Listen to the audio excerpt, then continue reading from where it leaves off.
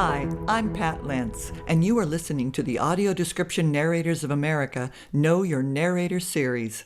Today, we're very happy to have Bill Larson with us. Thanks for joining us. Hi there. Hey. I'm so thankful for you having me. Thank you. Great. Let's jump right in. What do you love about audio description? What I love is that it helps people. You know, first and foremost, I love movies and I love TV. And when I discovered audio description, which was completely by accident, I just thought, what a cool thing to have out there so that somebody who is low or no vision can actually enjoy the exact same things that I am. A great answer. Can you share a little bit about your experience prior to audio description as a voice talent, and also maybe how audio description has influenced your other work in voice? So I discovered audio description completely by accident. I had been doing voiceovers for a while now, going on 10 years actually, both in front of the camera and behind the mic and all that. And then one day when I was working my day job, which was in a big box retail store, the room would not work correctly until you cycled through all of the audio channels on a Blu-ray.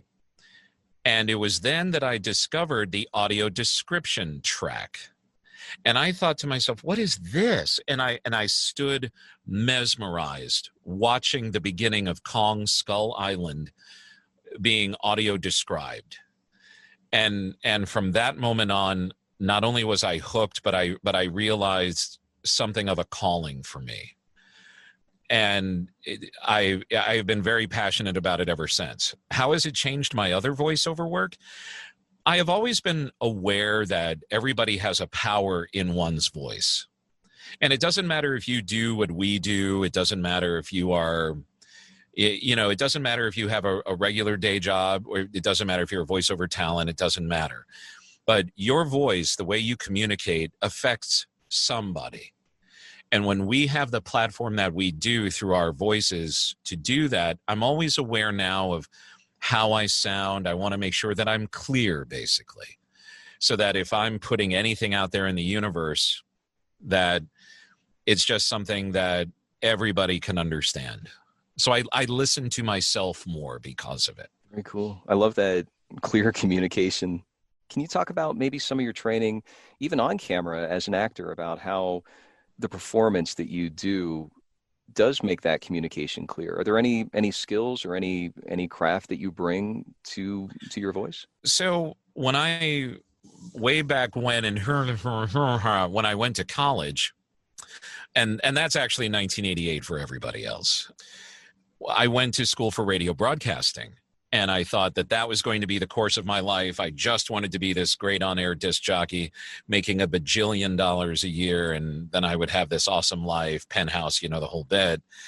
And then radio just didn't work out. All the best laid plans of college sort of always seem to morph into something else. So the first training I had was actually in radio. And being born and raised in Chicago, the best thing that I ever did was train the Chicago out of my voice, because everybody has a regional dialect, whether you believe it or not. Just because other people speak like you doesn't mean that you aren't speaking the dialect of where you are. And Midwesterners have a dialect. Chicagoans very specifically have a flat A, and we kind of sound like this, but training that out of my voice. Then the second thing is actually just doing voiceovers for a living, just realizing the emotion in someone's voice.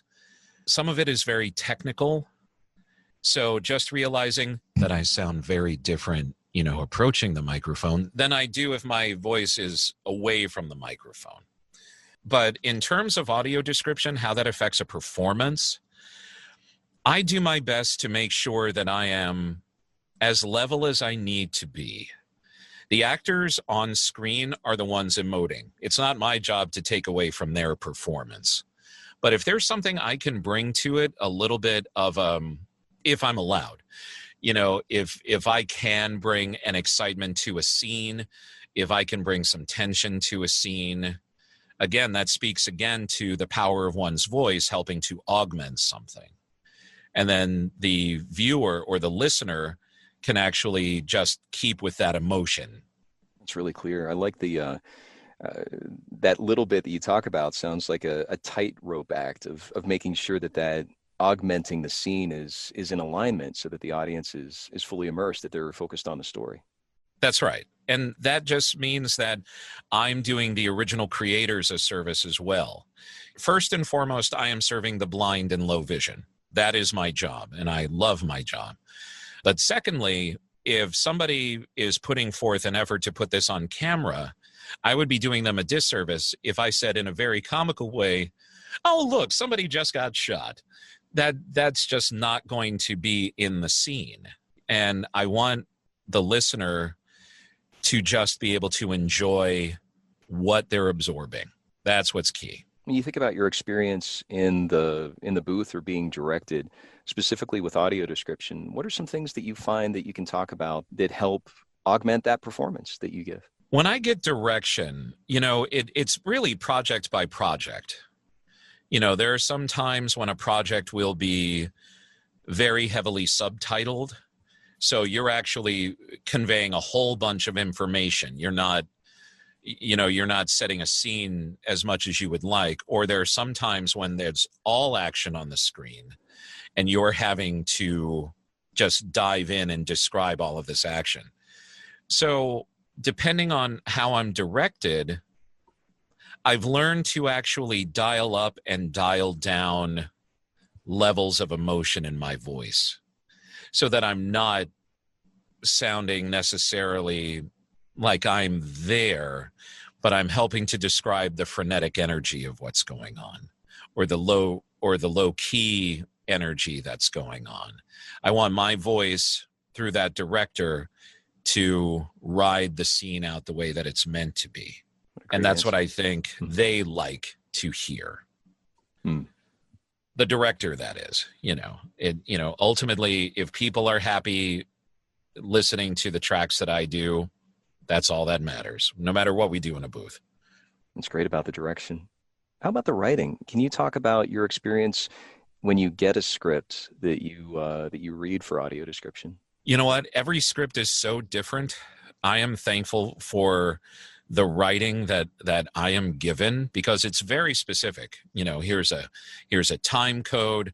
Here's the cue that I'm supposed to be listening for so that I can get kicked off. Here's the time frame that I have in which to say my line.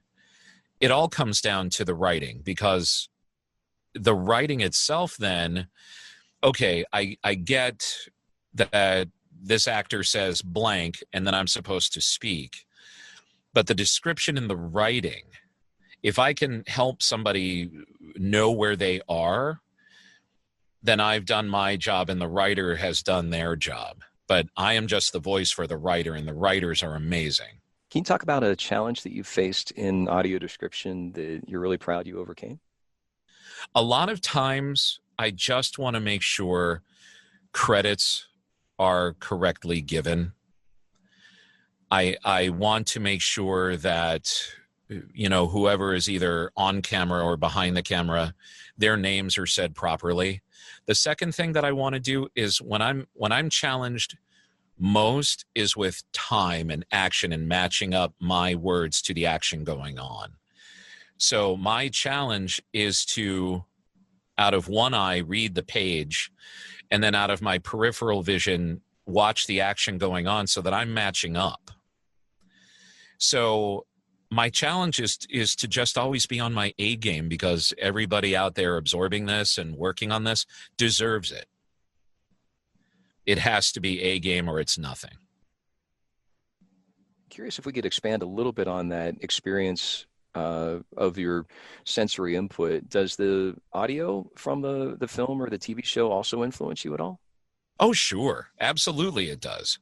So if I'm hearing the bang, fizzle, pop of, say, a gunfight or, fisticuffs or something, there's a tension in that. And if I'm allowed, I want that tension to come through to keep the audience engaged. Because a lot of people, and I've found this as well, a lot of people turn on audio description as a supplement to what they're absorbing. So whether they are blind or not, audio description is absorbed by a great many people. So as long as I can keep that flowing and at the same level, then that's awesome. Because I know how I would want to listen to it if I were absorbing that. And if I know that I'm happy with it, then I would keep my fingers crossed and pray that other people are happy with it as well. Where would you like audio description to go in your dream world?